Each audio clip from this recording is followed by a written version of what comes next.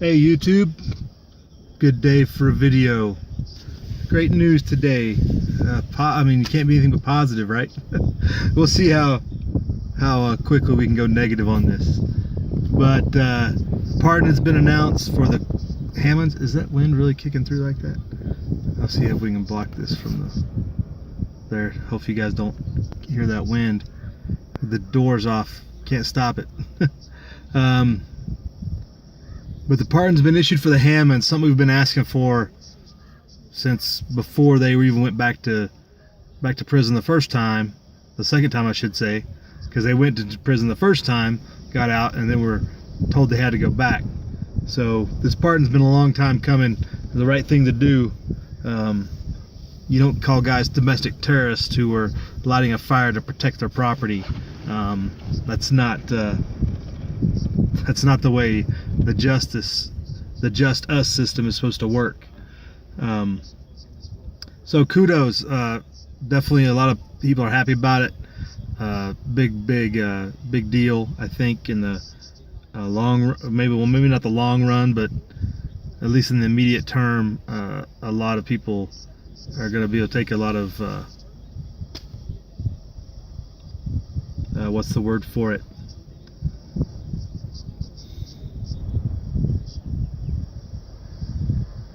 People are going to take a lot of resolve out of this, I think, and knowing they're standing up for the right things, the right thing to do. I think it's amazing the left-wing troll alert that's went out on this deal, and the way they're trying to manipulate this as if Trump did. The biggest angle I've seen on Twitter is they're trying to go after him like they were against firefighters and first responders, like they were trying to burn down all these firefighters and stuff, which anybody knows the story knows that's far from the truth.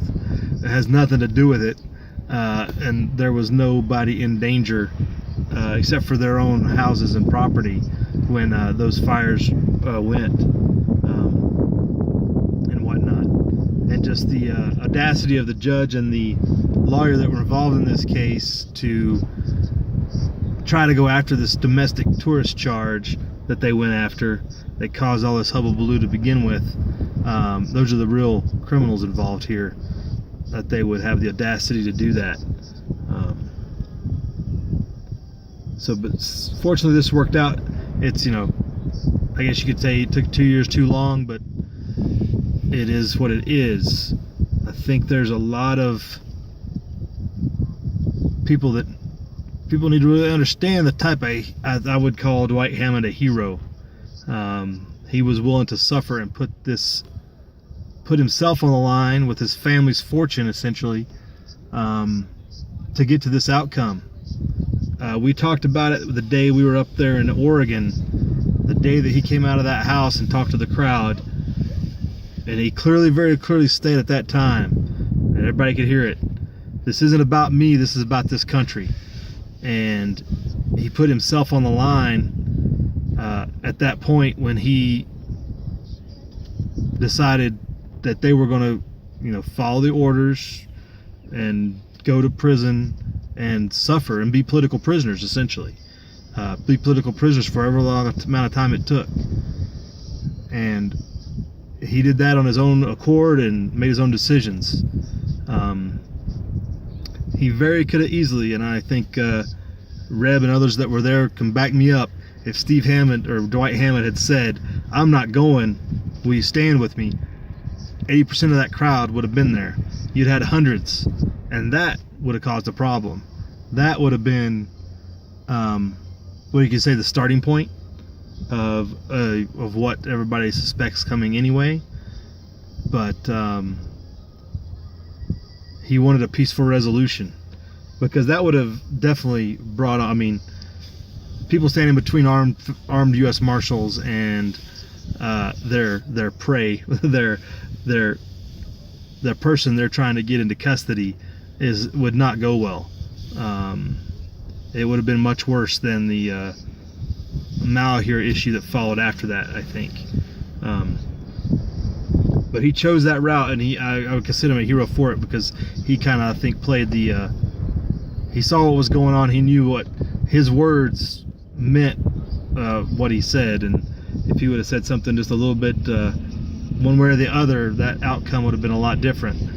But he was willing to see a peaceful outcome through and relegate himself to federal custody to see that peaceful outcome. So kudos for him, because he very well could have died in prison. He's what, 76 today? He's 76 years old, and not likely to do, probably didn't do very well in prison. Probably wouldn't. I mean, who knows how much longer he would have lasted. When you're used to working a ranch and doing that lifestyle, and then get relegated to prison, it wouldn't have boded well for him. It probably wasn't. So we'll see, and hopefully get to hear from him soon. I saw the Free the Hammonds webpage and Twitter. They're working on, I guess Facebook too. They were talking about they're working on something. They don't know how or when he'll be home, when they'll be home. But I mean, that'd be cause for a big party. We had the big party when the Bundys had their anniversary and whatnot. I mean, Reb, you want to link up? Let's go to Burns. Ready to make another trek? It'd be great to shake his hand. A man who really evaluated the situation and made the decision, put himself on the line to get this outcome. So I can't emphasize that enough. But what does that mean for the future? Where are we going now? It doesn't mean it's over as far as the issues that revolve around this. You still out somewhere here in this picture, probably within eyesight, you have federal agents who believe it's their duty to prevent people from doing things on land that they consider to be part of Washington, D.C. It's not truly treated as state public land. It's treated as federal ownership, an extension of Washington, D.C. There's mineral issues, resource issues, and money issues that they continue to bring into this that really drives a lot of this ownership issue.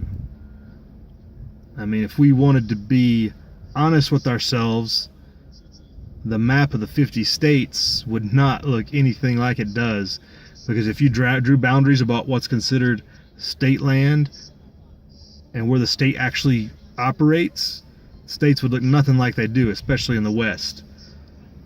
All these enclaves have been carved out for Washington, D.C. to play with and to profit from and to manipulate for their own aggrandizement and power, and the states have been minimalized. And that's still going on. That's still an issue. It ain't dead. It ain't going nowhere as of any time soon that I've seen.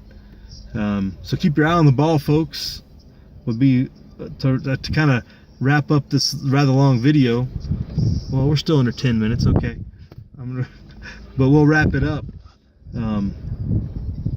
Keep your eye on the ball. The issues are still out there. Federal agencies that have 3 letters still have to end. Whether that's ICE, BATAF, ATF, FBI, BLM. They shouldn't exist. They're exerting power of the American people they shouldn't have, from a tyrannical central government that shouldn't be operating the way it is either. So congratulations to the Hammonds. Hopefully they get to live out some peace and back on their ranch. All right, YouTube, we'll talk to you later. Live free.